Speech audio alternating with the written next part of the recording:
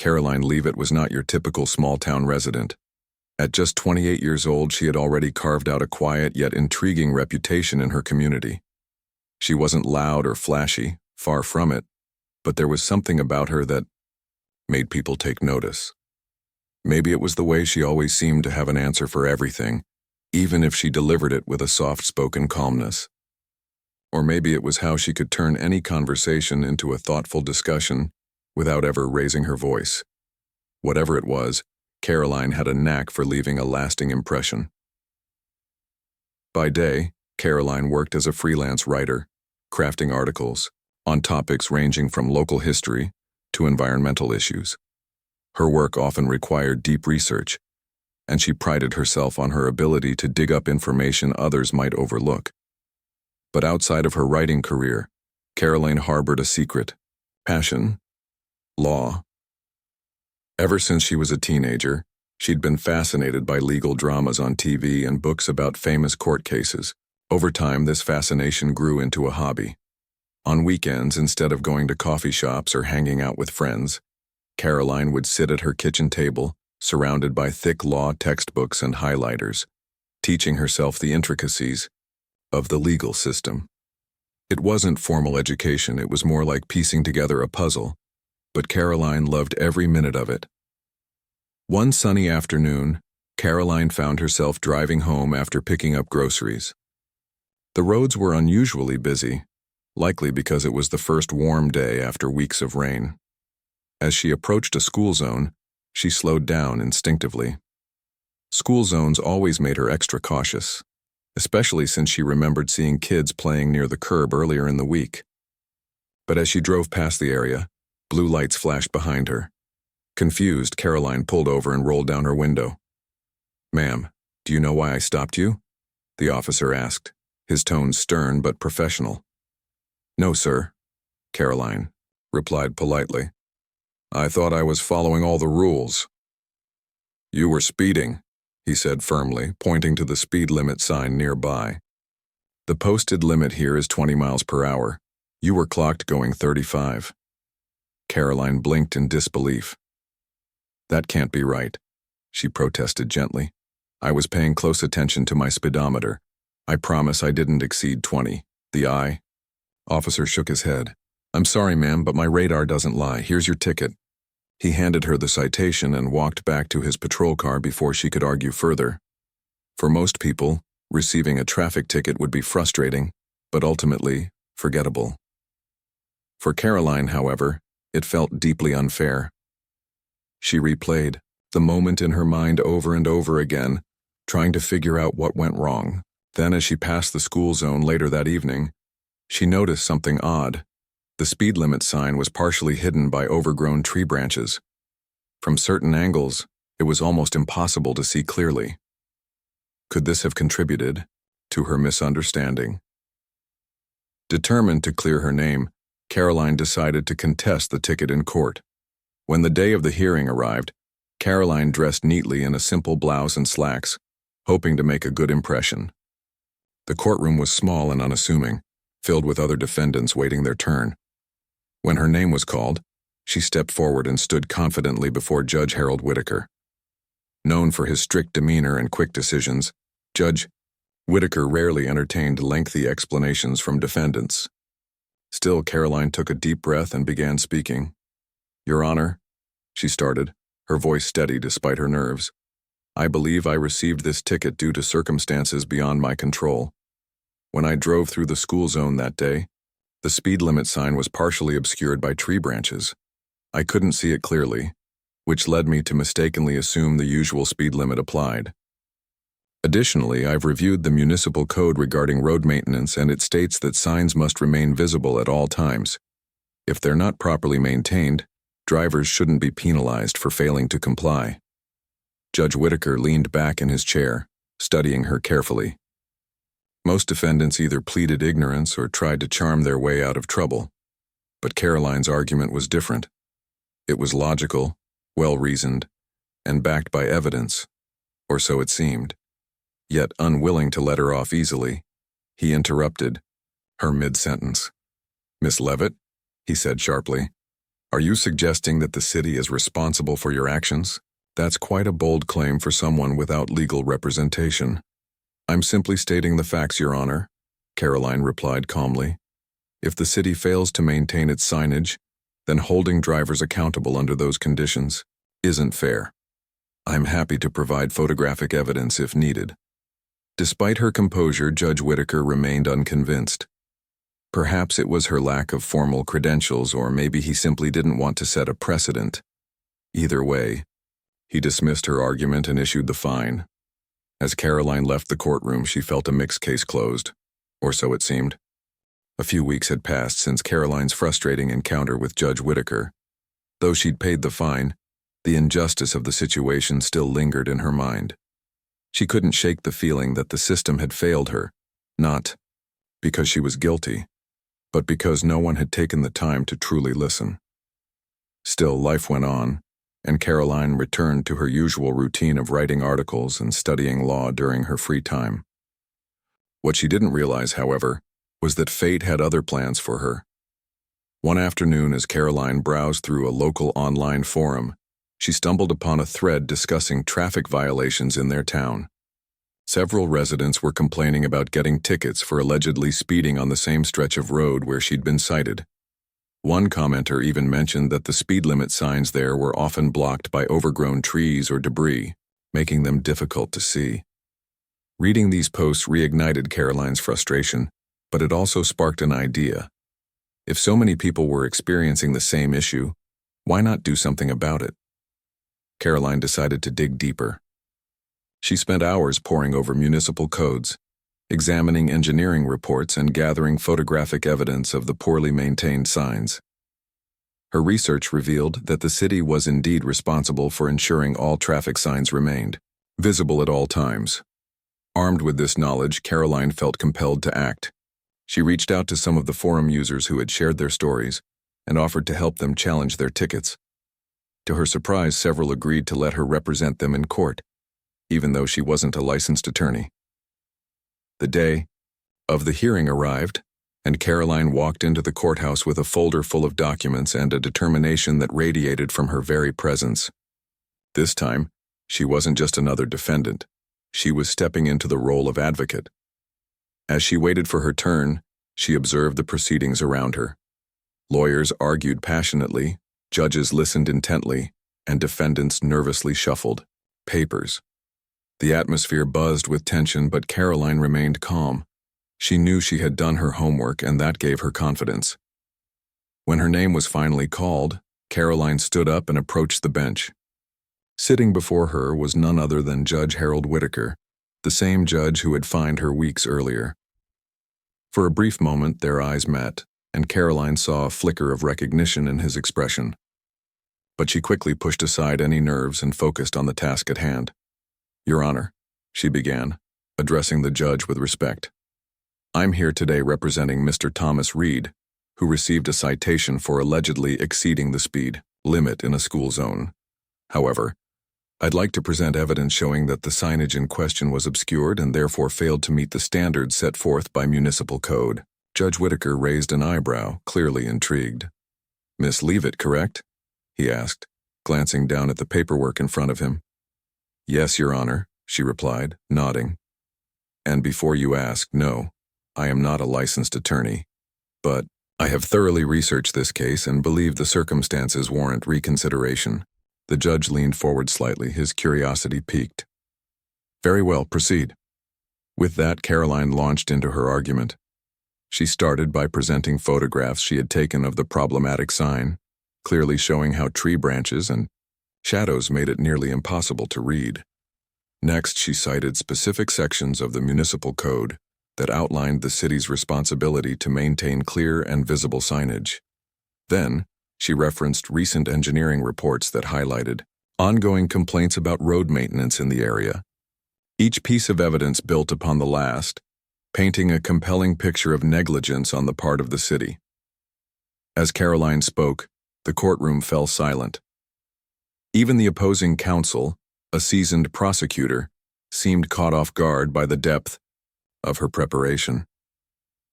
Judge Whitaker listened intently, occasionally jotting notes on a legal pad. It was clear that he hadn't expected such a thorough and articulate defense from someone without formal legal training. Finally, Karoline concluded her argument. Your Honor, my client is not disputing the importance of adhering to speed limits, especially in school zones. However, holding drivers accountable when the necessary tools for compliance are absent is fundamentally unfair. I respectfully request that this ticket be dismissed and that the city take immediate action to address the underlying issue. For a moment, the room was completely still.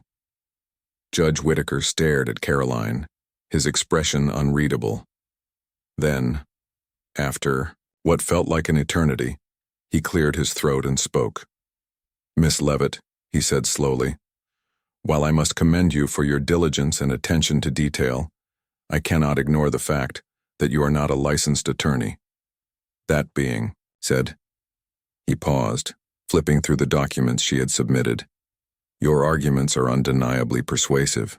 Based on the evidence presented, I find sufficient grounds to dismiss the citation against Mr. Reed. Furthermore, I will issue a directive to the City Council regarding the maintenance of these signs. The courtroom erupted into murmurs of astonishment. Karoline exhaled deeply, relief washing over her. She had done it, not just for herself, but for everyone who had been unfairly penalized due to the city's oversight. After the session adjourned, Judge Whitaker motioned for Karoline to approach the bench. His stern demeanor softened slightly, as he regarded her with newfound interest. You're full of surprises, Miss Leavitt, he said, a hint of admiration in his voice. Care to explain how someone without formal legal training managed to dismantle a case like that? Karoline smiled modestly. I've always been curious about the law, Your Honor. When I saw others facing the same problem I did, I figured I could use what I've learned to help. Turns out all those late nights reading textbooks actually paid off. Judge Whitaker chuckled softly. Indeed they have. You know, most people wouldn't bother going to such lengths. Most would simply pay the fine and move on. But you saw an injustice and decided to fight it. That takes courage and intelligence. Karoline shrugged, trying to play it cool despite the compliment. I guess I just don't like seeing people treated unfairly. The judge nodded thoughtfully. Well, Miss Leavitt, I'll admit I underestimated you the last time we met. Clearly, I won't make that mistake again. He paused, then added, If you ever decide to pursue law formally, I think you'd excel. In fact, if you're interested, I might have a proposal for you.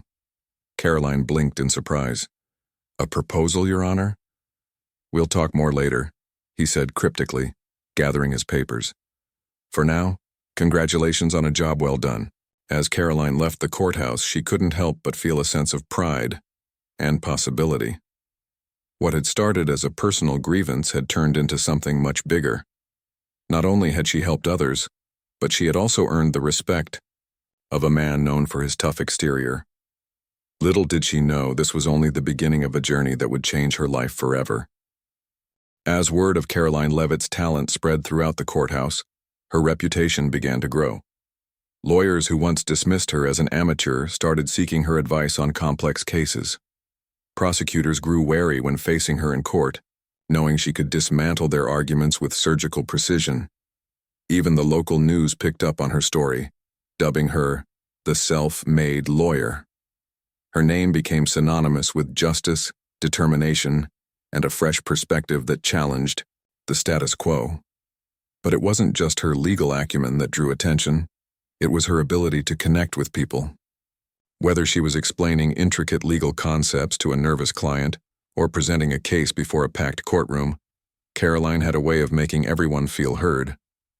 She didn't rely on flashy theatrics or aggressive tactics.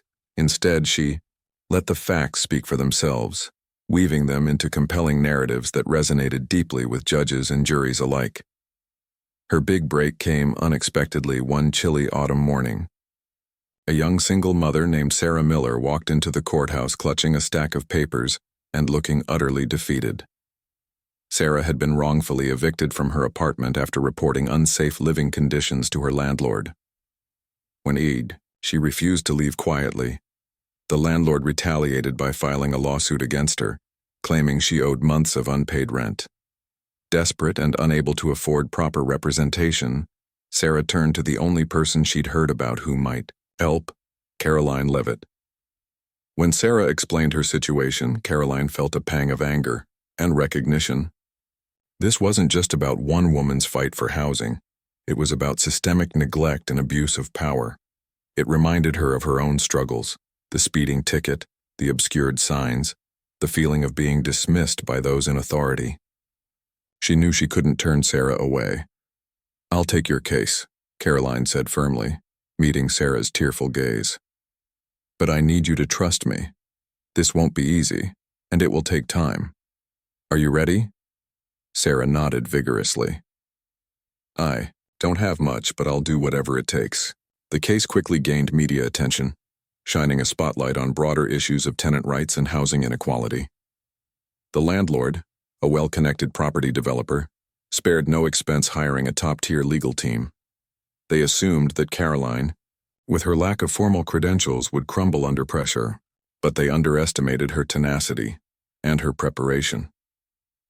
Karoline spent countless hours researching every aspect of the case. She pored over lease agreements, building inspection records, and state housing laws. She interviewed neighbors, many of whom had faced similar mistreatment but were too afraid to speak out. Slowly but surely, she pieced together a damning picture of negligence and exploitation. When the trial began, the courtroom was packed with spectators, reporters, and even a few lawmakers eager to see how the case would unfold. The atmosphere was tense, with both sides presenting opening statements that painted starkly different pictures of the events. The landlord's attorney portrayed Sarah as a troublesome tenant who refused to pay rent and caused unnecessary trouble. Karoline, however, framed the case as a battle between profit and humanity, a fight for dignity and safety in a system stacked against renters.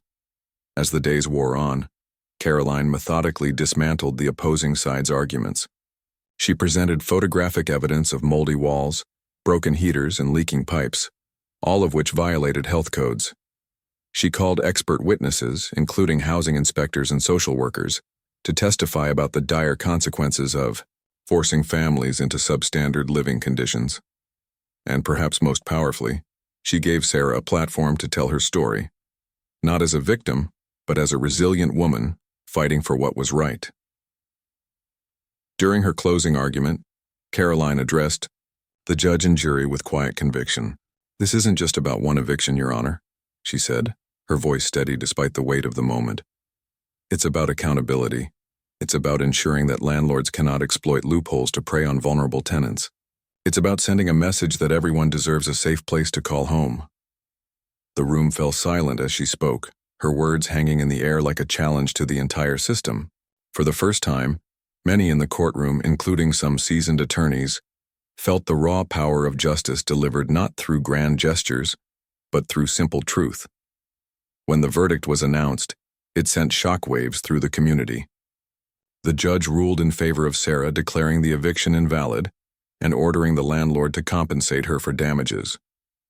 More importantly, he issued a scathing rebuke of the landlord's practices, calling them morally reprehensible and urging lawmakers to strengthen tenant protections. Outside the courthouse, reporters swarmed Karoline and Sarah, eager for comments. Sarah hugged Karoline tightly, tears streaming down her face. "Thank you," she whispered. "You saved my life." Karoline smiled softly, humbled by the praise. "No, Sarah," she replied. "You saved yourself. I just helped you find your voice." The victory marked a turning point not only for Karoline, but also for the movement she had inadvertently sparked. Tenant advocacy groups rallied around her, using the case as a rallying cry for reform. Lawmakers cited her arguments during debates on housing legislation, and aspiring lawyers everywhere looked to her as proof that passion and hard work could overcome even the steepest odds. Back at the courthouse, Judge Whitaker watched the aftermath with quiet pride. He had seen glimpses of Karoline's potential during their internship, but witnessing her triumph firsthand filled him with a profound sense of satisfaction. After the trial, he invited her to his chambers once again. "You've done something extraordinary, Miss Leavitt," he said, offering her a rare smile. "Not only did you win this case, but you inspired change. That's what true leadership looks like." Karoline blushed at the compliment. "I couldn't have done it without your guidance, Your Honor. You taught me so much." "And yet," he countered, "you've taught me just as much, if not more. Watching you reminds me why I became a judge in the first place, to protect the vulnerable and hold the powerful accountable." Their conversation lingered long after they parted ways. Karoline realized that while she had achieved something monumental, her journey was far from over. The legal system still had flaws, and there were countless others like Sarah who needed someone to stand up for them. With renewed determination, she decided to pursue her dream of becoming a licensed attorney, not for personal gain, but to amplify the voices of those who had been silenced for too long. Little did she know, the best chapters of her story were yet to be written. With her name now echoing through courthouses and headlines, Karoline Leavitt stood at a crossroads. She had proven herself time and again as a fierce advocate for justice, but she knew that to make a lasting impact, she needed more than just raw talent. She needed credentials. The thought of pursuing formal education in law had always seemed daunting, especially given the financial hurdles and sacrifices it would require. But after her landmark victory in Sarah Miller's case, Karoline realized there was no turning back. Her passion for justice wasn't just a hobby anymore. It was her calling. Encouraged by Judge Whitaker and buoyed by the support of her growing network, Karoline enrolled in night classes at a nearby university. Balancing coursework with her advocacy work was no small feat. Days were spent researching cases, meeting clients, and preparing arguments, while nights were reserved for textbooks, lectures, and essays. There were moments when exhaustion threatened to overwhelm her, but every time she felt like giving up, she remembered the faces of people like Sarah, the ones who had nowhere else to turn. That memory fueled her determination to keep pushing forward. Her professors quickly recognized Karoline's unique perspective and dedication. While other students struggled to grasp abstract legal theories, Karoline approached them with real-world examples drawn from her experiences. She didn't just memorize statutes, she understood how they applied to everyday lives. Her classmates often sought her advice on assignments, and her instructors praised her ability to simplify complex ideas without losing their essence. In many ways, Karoline became a bridge between textbook law and practical justice, a role she embraced wholeheartedly. 3 years later, Karoline walked into a courtroom not as an observer or advocate, but as a fully accredited attorney. Passing the bar exam had been one of the hardest challenges of her life, but standing before the judge with her license in hand made every late night and early morning worth it. Her first official case as a licensed lawyer came shortly after, a dispute involving workplace discrimination against a young woman named Maria. Once again, Karoline poured her heart into the preparation, leaving no stone unturned. When the jury delivered a verdict in Maria's favor, tears streamed down the woman's face as she hugged Karoline tightly. "You've changed my life," Maria whispered. It was a phrase Karoline had heard before, but each time it carried the same weight, a reminder of why she chose this path. As her career flourished, so did her influence.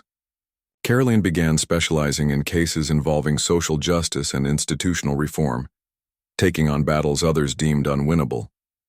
From challenging discriminatory housing policies to advocating for marginalized communities, she became a voice for those who had none. Her courtroom presence was commanding yet compassionate, earning her respect from colleagues and adversaries alike. Prosecutors learned to tread carefully when facing her, knowing she could find chinks in even the strongest armor. Judges appreciated her professionalism and clarity, often commending her for raising issues others overlooked. Word of her success reached national media outlets, leading to interviews, speaking engagements, and even offers to write books about her journey. Yet despite the growing spotlight, Karoline remained grounded. She continued living in her modest apartment, drove the same reliable car, and prioritized her work over personal accolades. For her, the true measure of success wasn't fame or wealth. It was the number of lives she touched and transformed along the way. Years passed, and Karoline's legacy only grew stronger. She founded a nonprofit organization dedicated to providing free legal aid to underserved populations, ensuring that everyone had access to quality representation regardless of income. The organization quickly gained traction, attracting volunteers, donors, and partnerships with larger advocacy groups. Through workshops, seminars, and community outreach programs, Karoline empowered countless individuals to navigate the legal system on their own terms. Her journey eventually brought her full circle to the courthouse where it all began. A prestigious legal conference was being held there, and Karoline had been invited to deliver the keynote speech. As she stepped onto the stage, she scanned the audience filled with judges, lawyers, law students, and activists. Among them sat Judge Harold Whitaker, now retired but still sharp as ever, watching her with unmistakable pride. "Thank you for having me here today," Karoline began, her voice steady and warm. "When I think about how far I've come, I'm reminded of a moment that changed everything for me. Years ago, I stood before a judge who fined me without truly listening. At the time, I felt defeated, but instead of dismissing me, he chose to believe in me. He saw potential where others might have seen limitation, and that belief set me on a path I never imagined possible." She paused, letting the words sink in. "Today, I stand before you, not just as a lawyer, but as living proof that justice isn't just about verdicts. It's about recognizing the untapped potential in those around us. It's about giving someone a second chance, a helping hand, or simply a moment of your time, because sometimes that's all it takes to change a life." The room erupted into applause, but Karoline's eyes locked with Judge Whitaker's. He nodded slowly, his expression a mix of nostalgia and admiration. Afterward, as attendees lined up to congratulate her, Judge Whitaker approached quietly. "You've done well, Miss Leavitt," he said, his tone softer than usual. "Better than I ever could have hoped." Karoline smiled, feeling a lump rise in her throat. "I couldn't have done any of this without you, Your Honor.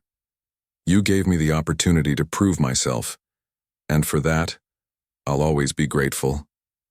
They shared a quiet moment, two souls bound by mutual respect and shared history. Though their roles had shifted over the years, from judge and defendant to mentor and protege, their bond remained unshakable. As Karoline left the courthouse that evening, she reflected on how much had changed since her days as a freelance writer studying law in her kitchen.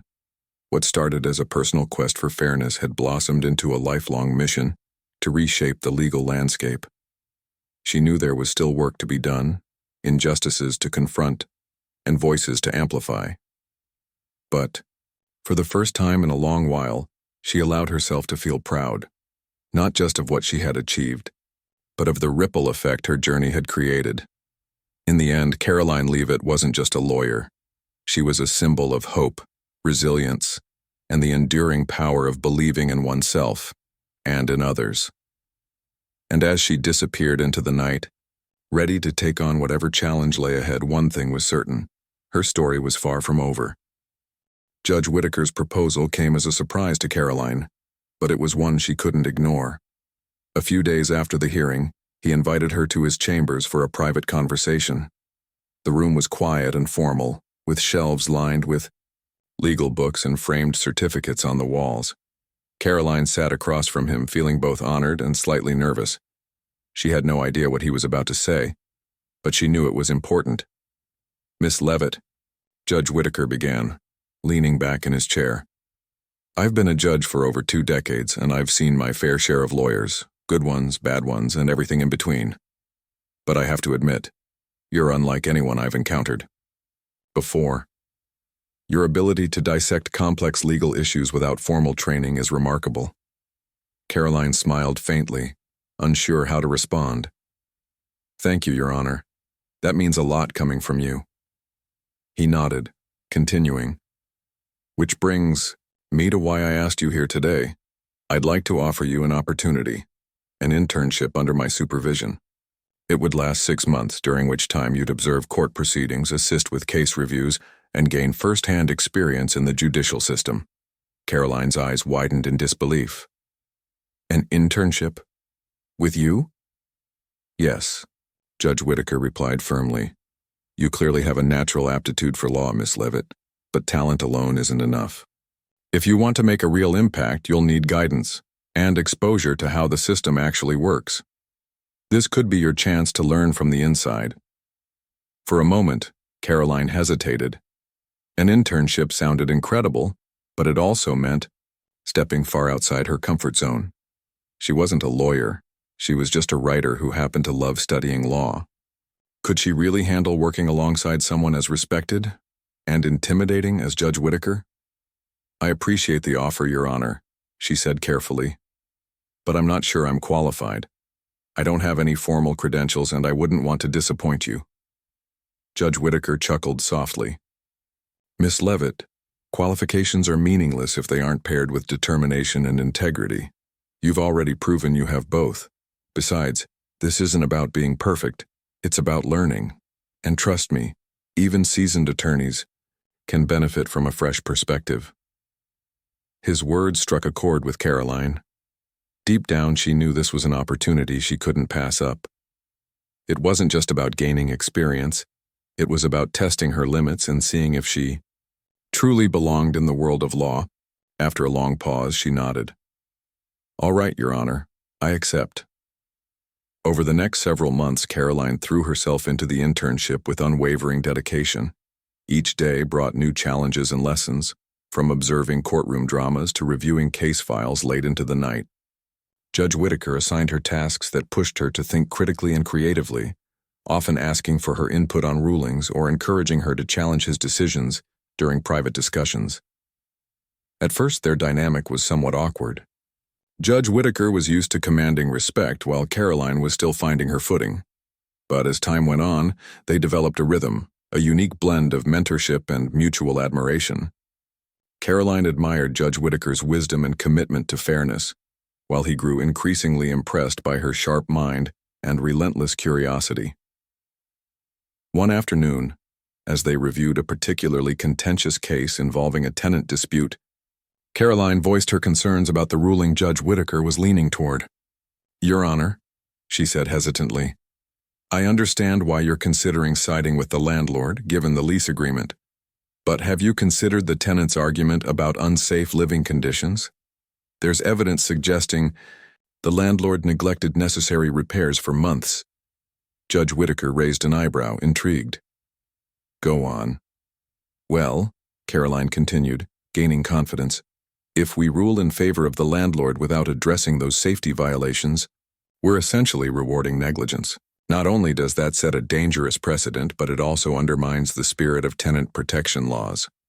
The judge leaned back in his chair, stroking his chin thoughtfully. You make a valid point, Miss Leavitt. Perhaps I was too quick to focus on the technicalities. He paused, then added with a small smile. It seems I'm not the only one capable of teaching around here. Moments like these became more frequent as the internship progressed. Karoline's insights often forced Judge Whitaker to reconsider his initial judgments, reminding him of the importance of balancing logic with compassion. In turn, he taught her the nuances of courtroom etiquette, the art of crafting persuasive arguments, and the value of patience in high-stakes situations. Their relationship evolved beyond the professional realm. During breaks, they would chat about everything from politics to literature, discovering shared interests and values. Judge Whitaker learned about Karoline's passion for social justice and her dream of using law as a tool for change. Meanwhile, Karoline came to see the judge not just as a stern authority figure, but as a deeply principled individual who genuinely cared about fairness, even when it was inconvenient. As the internship neared its end, Karoline found herself reflecting on how much she had grown. She no longer doubted whether she belonged in the legal field. Instead, she felt a burning desire to pursue it wholeheartedly. One evening, as she and Judge Whitaker wrapped up another long day, she decided to share her thoughts. Your Honor, she began, her voice tinged with emotion, I can't thank you enough for this opportunity. Before this internship, I never imagined I'd be able to contribute meaningfully to the legal system. But now, I know exactly what I want: to become a licensed attorney and fight for people who feel powerless. Judge Whitaker smiled warmly. I'm proud of you, Miss Leavitt. You've come a long way in a short amount of time, and I have no doubt you'll achieve great things. Just remember, the law isn't just about winning cases. It's about seeking truth and justice even when it's difficult. Karoline nodded, feeling a renewed sense of purpose. She realized that her journey wasn't just about proving herself to others. It was about staying true to her values and using her skills to make a difference. With Judge Whitaker's support and her own determination, she was ready to take the next step. Little did she know her biggest challenge and greatest triumph was yet to come.